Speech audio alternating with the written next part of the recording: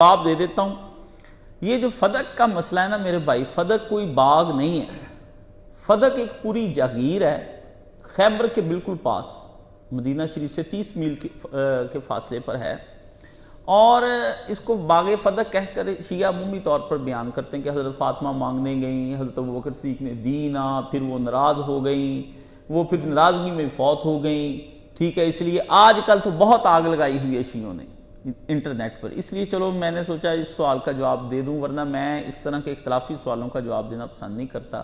اس کا تو 14 صدیاں ہو گئے، مسلمانوں نے کوئی حل ہی نہیں نکالا جذباتی لوگوں کا، تو اب میری بات سننے کے بعد کیا نکالیں گے؟ لیکن کچھ سالے دماغ بھی ہوتے ہیں، سالے دماغ، شیعہ ہو سنی ہو کہیں جگہ بھی ہو، وہ چاہتے ہیں کہ یار ان مسائل کو اگر یہ حل ہو سکتے ہیں کسی طریقے سے تو کر لیتے ہیں بیٹھ کر۔ تو یہ 30 میل کے فاصلے پر وہاں پر ہے، تو یہ وہ جگہ ہے جس جگہ پر جنگ نہیں لڑنی پڑی، بغیر جنگ کے یہ مسلمانوں کے ہاتھ میں آئے۔ تو نبی علیہ السلام کو اللہ تعالیٰ نے کچھ ایسے علاقے جو ہیں ان کی آمدنی سے آپ کو بہرہ مند کیا تھا کہ بھئی آپ اس کی آمدنی سے اپنے گھر کا خرچ چلائیں، آپ کے پاس وفد آتے ہیں، آپ کے پاس لوگ خیرات مانگنے کے لیے آتے ہیں، آپ کے پاس بہت دنیا آتی ہے، تو عالم آدمی کے پاس یا نبی کے پاس بعد میں آپ کو پتہ ہے کہ لوگوں کا رجوع ہوتا ہے کہ میری مدد کرائیں، میری خدمت کرائیں۔ تو رسول پاک صلی اللہ علیہ وآلہ وسلم کو اللہ نے فکر معاش سے آزاد کر دیا۔ یہ کرنا چاہیے عالم کو، فکر معاش سے آزاد، مسلمانوں کا یہ فرض ہے، اور جو مسلمان اپنے عالم کو نہیں فکر معاش کرتے وہ اسی طرح ذلیل ہوتے رہیں گے جیسے اب ہو رہے ہیں۔ تو نبی علیہ السلام نے فکر معاش سے اللہ تعالیٰ نے آپ کو آزاد کر دیا۔ وہ جو بعد میں جن باغوں کی یا جن زمینوں کا ٹھیکہ نبی علیہ السلام کو یا جیسے بھی وہ آپ کے پاس آپ کا معاہدہ ان کے ساتھ ہوا تھا وہ آتی تھی آمدن، تو نبی علیہ السلام اسے اپنی امت پر اور مفلوق الحال لوگوں پر اور گھر کی ضروریات پر سب پر خرچ کر دیتے تھے۔ بعد میں حضرت فاطمہ نے یہ حضرت ابوبکر صدیق سے کہا کہ آپ مجھے وہ جو باغ اور وہ جو چیزیں ہیں جاگیر پوری ان کو آپ مجھے دیں، میں ان کی جو ہے نگرانی جیسے ابا جی کیا کرتے تھے میں کرنا چاہوں گی کیونکہ میں ان کی وارث ہوں۔ تو حضرت ابوبکر صدیق نے کہا اول تو یہ وراثت نہیں ہے، آپ یہ وراثت، کیونکہ اس نبی علیہ السلام کی وراثت جو ہوتی ہے وہ نبیوں کی کوئی چیزیں وہ تو صدقہ ہوتی جو امت میں وہ چھوڑ جاتے ہیں، تو انہوں نے یہ بات اس میں کہی کہ وراثت والا معاملہ نہیں ہے۔ تو اس پر کہتے ہیں کہ حضرت فاطمہ جو ہے ناراض ہو گئیں۔ اب شیعوں نے اس پہ اتنی بڑی بات بنائی ہوئی نا کہ وہ گئیں، ابوبکر صدیق نے دربار میں بلایا، ہائے بی بی تو دربار گئی، پھر دربار کے پیچھے چلی گئی، پھر بڑی لمبی جھوٹی کا، اتنے جھوٹے شیعہ اس مسئلے میں بھی آپ چھوڑ پاتے نہیں، بڑے ہی جھوٹے۔ سچی بات میں کھول کھال کر شیعہ بھائی کو چاہے غصہ ہی لگے، لیکن میرے بھائیو واللہ تمہارا یہ مسئلہ بڑا جھوٹا ہے، اس مسئلے کو تو بالکل ہی چھوڑ دو نا۔ تو سلیم ابن قیس الہلالی نے اس قصے کو گھڑایا، اور اس کے علاوہ جہاں کہیں بھی آیا ہے وہاں پر سب نے ان قصوں کی تردید کی۔ آغا خوئی وہ بہت بڑے شیعہ کے مرجے ہوئے ہیں، بہت بڑے، یہ 24 جلدوں میں میرے پاس ان کی معجم الرجال پڑھی ہے، اور انہوں نے سورہ فاتحہ کی تفسیر بھی لکھی ہے، اور اس کے علاوہ انہوں نے عروۃ الوثقیٰ ان کی ایک فقہ کی کتاب ہے، اس کی 50 جلدوں میں شرح بھی لکھی ہے۔ ماشاءاللہ بہت بڑے عالم تھے عراق کے، تو انہوں نے بھی انکار کیا ان باتوں کا کہ یہ فضول باتیں، یہ کچھ نہیں ہے۔ لیکن متشدد شیعہ جن کو شوق ہے آگ بڑھتی رہے، لڑائی ہوتی رہے، دکان چلتی رہے، روتے رلاتے رہے، جس کے رزق چلتا چلاتا رہے، وہ ہٹتے نہیں ہیں اس قصے کو سنانے میں۔ اس لیے ان سے تو کوئی باز پرس نہیں، نہ میرا ان سے کوئی مکالمہ ہے، میرا مکالمہ محققین سے ہے جو یہ ان چیزوں کو پڑھتے اور سنتے ہیں۔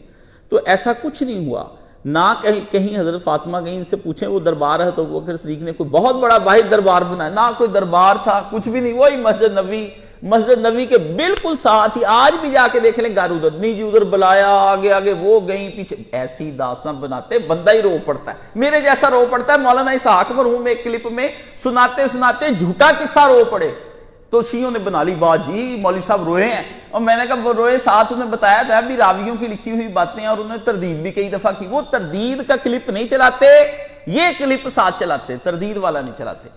تو ایسا جھوٹا قصہ وہ بنایا ان لوگوں نے کہ پھر ان کے پیٹ میں بچہ تھا، وہ بھی حضرت عمر نے ماری ٹانگ اور وہ آگ لگا دی گھر کو، سب جھوٹا قصہ، کچھ نہیں ہوا۔ نبی کریم صلی اللہ علیہ وآلہ وسلم اپنی زندگی میں بتا گئے تھے اپنی بیٹی کو کہ تیری عمر بہت تھوڑی ہے میری بیٹی، اور تو اس کے میرے نہ وفات پا جانے کے بعد تو بہت جلد مجھے ملے گی۔ اس لیے 6 مہینے وہ نبی علیہ السلام کے دور میں بہت حضور کے غم میں رہی، اور اس کے بعد وفات پا گئیں۔ اور یہ کوئی بڑی بات نہیں تھی. اس سے پہلے 3 بیٹیاں حضور کی زندگی میں وفات پا گئیں. آپ علیہ الصلوۃ والسلام کے بیٹے وفات پا گئے, آپ کی بیوی خدیجہ وفات پا گئی, اس لیے وہ بھی اہل بیت اللہ نے جلد ہی ایک جگہ اکٹھے کر دیے سارے کے سارے. تو یہ باتیں بنائیں کہ وہ جی فدق تھا اور پھر وہ یوں کر کے وہاں گئے, تو یہ ساری باتیں غلط ہیں, کچھ نہیں ہیں.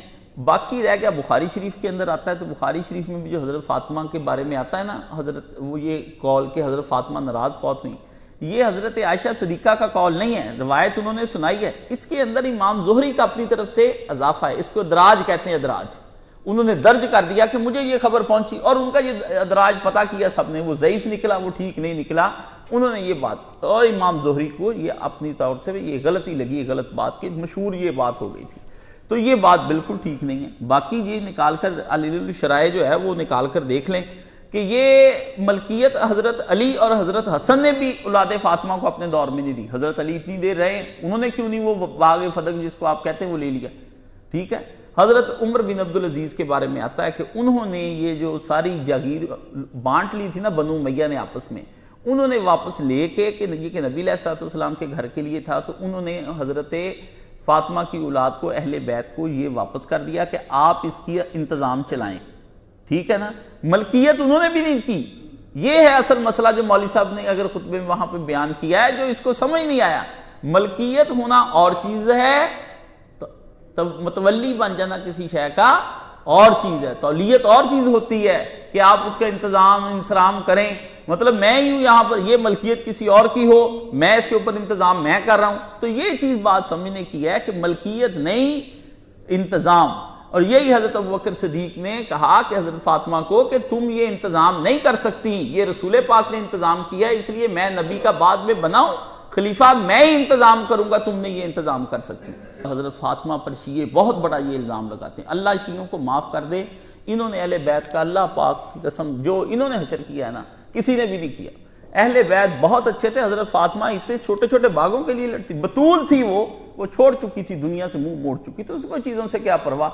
حضرت فاطمہ تو اپنے ابے کی زندگی میں ایک لونڈی لینے کے لیے گئی ہیں وہاں پر, تو ابا جی نے کہا پتر لونڈی نہیں, تسبیحیں پڑھ, تسبیحات فاطمہ. ہم اہل بیت کو ان چیزوں سے کیا تعلق ہے, تسبیحاں پڑھے. سمجھ آنے والی بات ہے. یہ جھوٹ ہے شیعوں کا, اور ان دنوں میں اس قدر یہ فراڈ لگاتے ہیں, اور ان کے سارے مولوی ملانے بڑے چھوٹے وائے سب جھوٹے, بالکل ان کو کچھ نہیں آتا اس مسئلے کے بارے میں, نہ تحقیق ہے نہ ان کا علم ہے, کچھ نہیں. عراق ایران تک چیک کر لیا ہم نے جا کر سارا ہی. ان کو یہ صرف مزہ آتا ہے اس طرح قصے بڑکانے سے. ابو عمر آگ لے گیا, عمر کی جرت تھی, علی عمر کی بوٹیاں نہ اڑا دیتا اگر عمر آگ لے کر جاتا. علی کوئی مر چکے تھے اس وقت میں, علی کے جسم میں طاقت نہیں تھی ہیں, وہ اس نے خیبر اور احد کے وہاں الٹا کے رکھ دیے, مرہب جیسے ایک بار میں چیر کے رکھ دیے. عمر کی کیا حیثیت تھی حضرت علی کے سامنے؟ حضرت عمر لے جا سکتے تھے, اس کے سامنے تو کھڑا نہیں ہو سکتا تھا. وہ 100 آدمیوں سے لڑنے والا عمر ابن ود, تو وہ نہیں کھڑا ہو سکا حضرت علی کے سامنے. تو اور کوئی ان کی شجاعت کے سامنے یہ 2-4 بندے کھڑے ہو سکتے تھے؟ طلحہ تھا, حضرت زبیر تھے, ہاشمی سارے اکٹھے ہو گئے ایک جگہ, اور ہاشمیوں کے مقابلے میں کوئی جا سکتا تھا؟ اس لیے یہ انہوں نے ساری باتیں اپنے پاس سے بنائی ہیں, کوئی بات ان کی صحیح نہیں ہے. بس ان کے اندر شروع سے ہی نا شتونگڑے جو ہے نا داخل ہو. جب کوئی جماعت ہوتی نا مخالفت کرنے والی, تو چونکہ یہ حکومت مخالف پارٹی تھی, اس لیے ان کے اندر بندے داخل ہو گئے کربلا کے بعد, انہوں نے پھر جھوٹی سچی باتیں بنانی شروع کر دی. باقی جو اہل بیت مظلوم ہے وہ مظلوم ہے, وہ کربلا کی باتیں ہیں, وہ حضرت علی کے ساتھ جنگیں کرنی ان کی غلط ہیں, حضرت معاویہ کا اقدام غلط ہے, یزید برا لعنتی تھا, اس نے جو کیا وہ ٹھیک ہے وہ باتیں. لیکن یہ باتیں جو خلفائے راشدین اور اہل بیت رسول, ان کی آپس میں کوئی لڑائی نہیں. ٹھیک ہے, کوئی لڑائی نہیں. بڑا ادب احترام کرتی تھیں حضرت فاطمہ بھی, اور کوئی جی وہ گئیں وہاں پہ کون سا دربار یار, ابھی تک جا کر دیکھو حضرت فاطمہ کا گھر جو ہے ادھر مسجد کے ساتھ تو ہے, اندر سے نکل کے ادھر آ گئی. رو جی دربار بنا, کوئی دربار نہیں, کوئی وہاں دربار بادشاہوں والا نہیں تھا, مسجد نبوی تھی. فیصلے مسجد نبوی میں ہوتے تھے, جو فیصلے بھی ہوتے تھے. اس لیے یہ سارا قصہ, مجھے وہ ایک نعمت علی سدھو تھا, وہ مجھے کہنے لگے کہ جناب وہ سقیفہ کے اندر جو ہے نا وہاں ایک کٹ ہو گیا, سب نے حضرت علی کی خلافت چھین لی. میں نے کہا سدھو صاحب مجھے آپ یہ بتائیں, وہ جو تھا سقیفہ وہ کہاں تھا؟ مدینے سے کوئی باہر تھا؟ آپ مسجد نبوی میں ابھی جا کر دیکھیں, سامنے سقیفہ نظر آتا ہے. وہاں پر تھا. اس لیے میں جب جاتا گیا ہوں مکہ مدینہ میں جغرافیہ پڑھ کے آیا ہوں, جغرافیے سے سمجھ آ جاتی بندے کو کہ یار یہ سارا جھوٹ ہے, آدھے مسئلے تو ادھر ہی غلط ہو گئے. اس لیے جو بندے نہیں نہ جاتے مکہ مدینہ کا, ان کو تاریخ کا نہیں پتا, ان بیچاروں کو کیا پتا. رسول پاک کا گھر ساتھ ہی بنا ہوا ہے, آپ نے دیکھا استوانہ سریر, نبی پاک کی چارپائی کا جو ستون ہے, جس ستون کے ساتھ حضور کی چارپائی, اس کے اوپر لکھا ہے استوانہ سریر, استوانہ ابو لبابہ, استوانہ جو حضرت حنانہ, یہ سارے اوپر 8 ستون ہیں جن کے نام لکھے. تو ادھر سریر والے کے ساتھ پیچھے جب آپ جائیں گے تو وہاں دروازہ لگا ہوا ہے, وہ حضرت فاطمہ کا گھر تھا. اور یہ ابھی اس میں آگے اس وقت سے عمر بن عبدالعزیز آیا تو اس نے پھر بنی فاطمہ کو دے دیا. یہ ان کی بھی غلطی ہے, انہوں نے کوئی نہیں دیا ان کو. جس طرح حضرت ابوبکر نے کہا تھا نا کہ یہ حکومت کے پاس ہے, خرچہ تمہیں ملے گا, انہوں نے جو ان کے خاندان نے مروان وغیرہ نے اس کو اپنی ملکیت بنا لیا تھا نا, وہ چھین کرنا کہ جو فاطمہ کے لیے حلال نہیں تھا وہ تم کیسے مالک بن گئے. دوبارہ پہلی پوزیشن بحال کر دی, یہ چیز درست کرنی چاہیے. انہوں نے حضرت ابوبکر حضرت عمر کے طریقہ کو بحال کیا کہ دوبارہ اسٹیٹ کی ملکیت ہو گیا, خرچہ اہل بیت کو ملتا تھا. ان کو دیا نہیں انہوں نے. مولانا کو تو پھر یوٹیوب پہ ٹچ ہونا چاہیے. یہ غامدی صاحب نے بھی یہ بات جو نا سنی سنائی کہہ دی, اور جو کہتے ہیں نا کہ جھگڑا ہو گیا تھا اس لیے پھر حضرت ابوبکر نے وہ دوسرا رخنہ اختیار کیا کہ دے دو ان کو, مالک نہیں, خرچہ چلاتے رہو انتظام. یہ کام حضرت عمر رضی کے زمانے میں ہوا. جھگڑا جو ہوا نا حضرت عمر رضی کے زمانے میں دوبارہ آئے. حضرت علی اور حضرت عباس کا ہوا. ہاں نہیں, وہ پہلے نہیں جھگڑے, پہلے دونوں ایک ہی بات لے کر آئے کہ یہ حضور کی زمینیں جو ہمیں دے دو. ہم تو حضرت عمر نے کہا چلو وہ فضق وغیرہ خیبر وہ نہیں, مدینہ میں جو ہے نا بنو نذیر کی زمینیں وہ بھی حضور کے قبضہ میں. تینوں کا دعویٰ تھا نا حضرت فاطمہ عباس کا, یہ دے دیا کر کہ تم اس کا انتظام خود ہی کرو, خرچہ تیرا, ملکیت نہیں, وقف ہی. مان گئے. مگر بعد میں حضرت علی نے قبضہ کر لیا نا, عباس کو بے دخل کر دیا. وہ پھر آئے کہ عمر میرے اور اس ظالم کے درمیان فیصلہ کر, یہ تو میرا اس نے چھین لیا. تو حضرت عمر نے کہا اگر انتظام کرنا ہے تو کرو, ورنہ واپس کرو, ہم خود ہی انتظام حکومت کریں گے. تو حضرت عبداللہ بن عباس نے کہا ابا جی بڑی مشکل سے ہمارے زیر سر آیا, تم چھوڑو, علی کے پاس ہی رہنے دو. وہ جھگڑا بعد میں ہوا ہے, پہلے کوئی نہیں ہوا کہ ہم جواز بنائیں کہ وہ جھگڑ پڑے تھے اس لیے حضرت ابوبکر نے ان کو نہیں دیا. باتیں صحیح کرنی چاہیے نا. غامدی صاحب سے ملنے کے لیے ہم گئے تھے, شفیق وغیرہ, موقع ہے نا میرا ظہیر سے ہی بات ہوئی. یہ عمر بن عبدالعزیز نے کسی کو نہیں دیا حکومت کا.